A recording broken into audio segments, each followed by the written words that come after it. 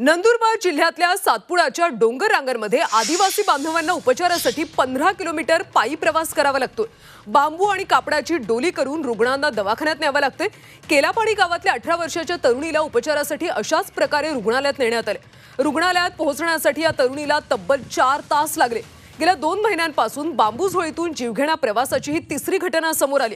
त्यामुळे शासनाने आदिवासींसाठी अनेक योजना आणल्या, मात्र त्या केवळ कागदावरच असल्याचं चित्र पाहायला मिळतंय।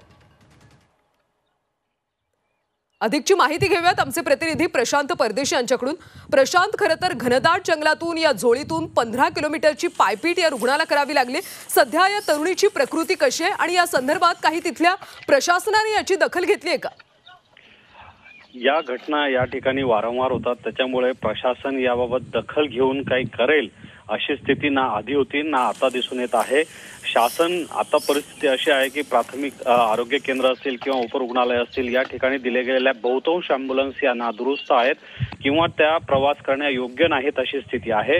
आणि मध्यंतरी कोरोना काळामध्ये बाईक ॲम्ब्युलन्स या घेतल्या गेलेल्या होत्या अशा ज्या ठिकाणी रस्ते नाहीत अशा ठिकाणी रुग्णांना ने आण करण्यासाठी। मात्र त्या बाईक ॲम्ब्युलन्स आता कुठे आहेत, तो केलेला खर्च वाया गेलेला आहे, त्याच्यासाठी कोण जबाबदार आहे असे अनेक प्रश्न आहेत जे आरोग्य व्यवस्थेच्या ढिसाळ कारभार समोर आणतात। आणि निश्चितच ह्या वारंवार घडणाऱ्या घटनांबद्दल कोणालाही सोयीसुतक नाही अशी स्थिती आहे। ना लोकप्रतिनिधींना याबद्दल दुःख आहे ना प्रशासनाला काळजी आहे। आदिवासी बांधवांसाठी जो 9% निधी हा बजेटमध्ये आरक्षित केला जातो, तो निधी नेमका जातो कुठे आणि या आदिवासी बांधवांच्या ज्या मरण यातना आहेत या केव्हा संपतील असे अनेक प्रश्न आहेत। या सर्व प्रकाराची चौकशी झाली पाहिजे, दोषींवर कारवाई झाली पाहिजे हे अपेक्षित आहे।